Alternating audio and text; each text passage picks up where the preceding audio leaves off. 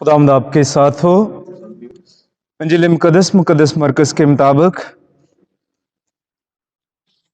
उसके 13वें बाब में से एक दिन यसु ने अपने शागिर्दों से कहा, उन दिनों में उस मुसीबत के बाद सूरज तारीक हो जाएगा और चांद अपनी रोशनी न देगा और आसमान के सितारे गिरेंगे और जो कुव्वतें आसमान में हैं वो हिलाई जाएंगी और तब लोग इब्ने इंसान को बादलों पर बड़ी कुदरत और जलाल के साथ आता देखेंगे और उस वक्त वो अपने फरिश्तों को भेजकर अपने बरगज़ीदों को ज़मीन के उफ़क़ से लेकर आसमान के उफ़क़ तक चारों अतराफ से फराहम करेगा।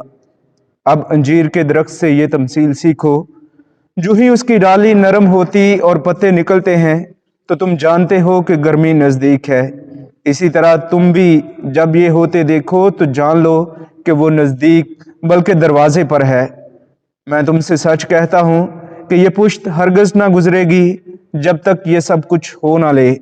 आसमान और ज़मीन टल जाएंगे लेकिन मेरे मुंह की बातें ना टलेंगी। इंजील मुकद्दस के वसीले से हमारे गुनाह माफ़ किए जाएं। एमसी तेरी सताइश हो। मसीह खुदा में अजीज़ भाई और बहनों, आज हम साल के दौरान 33वें इतवार की इबादत में शामिल हैं। हम अपने लतूरिया साल का इख्तिताम करने को हैं, जिसकी तकमील आने वाले इतवार को खुदावंद यसु मसीह कुल जहान के बादशाह की ईद से होती है। आज का लतूरिया कलाम दुनिया के इख्तिताम और यसु अल मसीह की आमद सानी का भेद हम पर अफशा करता है। आज की तलावतों का मिजाज नबवी है, क्योंकि वो खुदा के लोगों के मुस्तकबिल में बहाली यसु मसीह के निजात बख्श काम से मुमकिन होने की नबूवत करती हैं।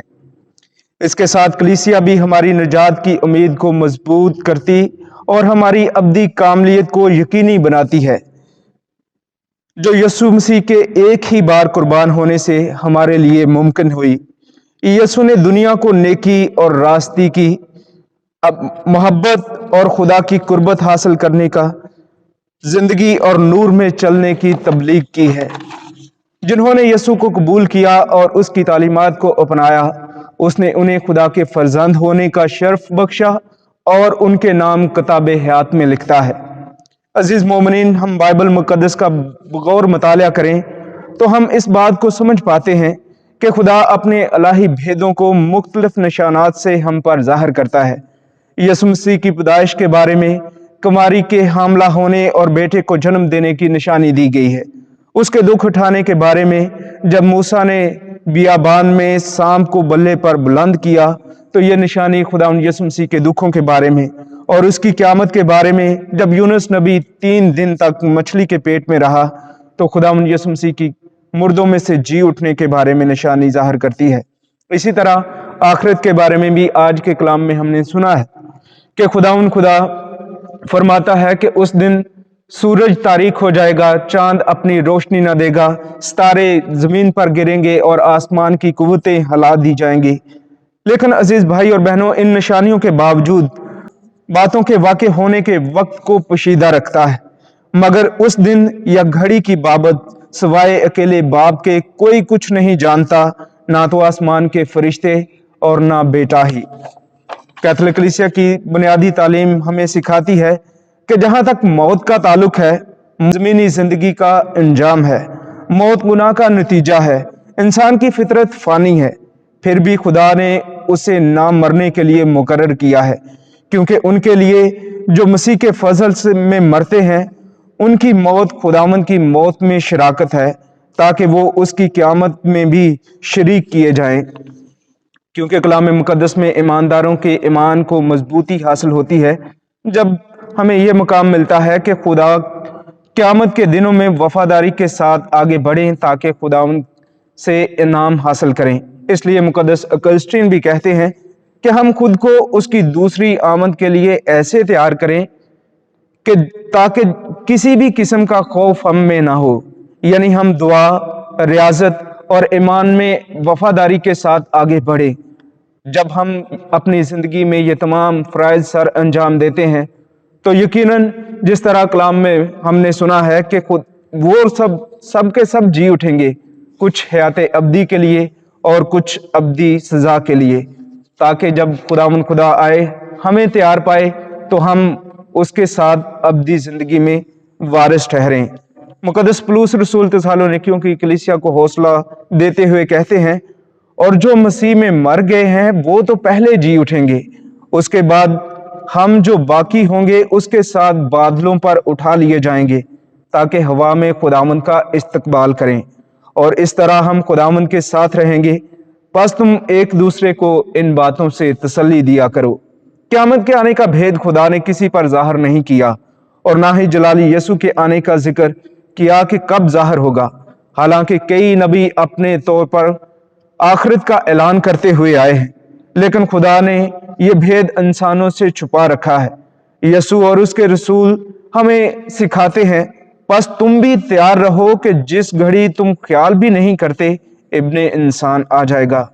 مقدس مرکز لکھتا ہے، پس تم خبردار اور جاگتے رہو اور دعا کرو، کیونکہ تم نہیں جانتے کہ وہ وقت کب ہوگا۔ مقدس متی بھی اپنے طریقے سے بیان کرتے ہوئے کہتے ہیں، کیونکہ جیسے بجلی مشرق سے چمک کر مغرب تک دکھائی دیتی ہے، ویسے ہی ابن انسان کی آمد ہوگی، اور ایسا نہ ہو کہ وہ دن تم پر پھندے کی طرح ناگہاں آ پڑے۔ اس لیے ہمیں مکمل طور پر تیاری کرنے کے لیے خداوند یسوع مسیح بھی انجیل مقدس میں کہتے ہیں کہ ہمیں مکمل طور پر جاگتے رہنا اور دعا کرنا ہے، تاکہ جب ہمارا خداوند آئے تو ہمیں تیار پائے، اور جب ہم تیار ہوں گے تو یقیناً وہ ہمیں اپنے ساتھ شامل کرے گا۔ جب علم الہیات کے لکھاری قیامت کا ذکر کرتے ہیں تو مکاشفہ زبان اختیار کرتے اور کائنات میں تبدیلیوں کا ذکر کرتے ہیں، جیسے پہلے بھی ذکر کیا جا چکا ہے کہ سورج تاریک ہو جائے گا، آسمان سے ستارے گریں گے، اور زمین پر آفات ظاہر ہوں گی، زلزلے اور طوفان آئیں گے، جنگ و جدل شروع ہو جائے گی، اور دنیا میں بھوک اور مشکلات شروع ہو جائیں گی۔ مقدس پولس لکھتا ہے کہ اس وقت دنیا کی صورت ہی بدل جائے گی، کیونکہ خلقت کمال آرزو سے خدا کے فرزندوں کے ظاہر ہونے کی راہ تکے گی۔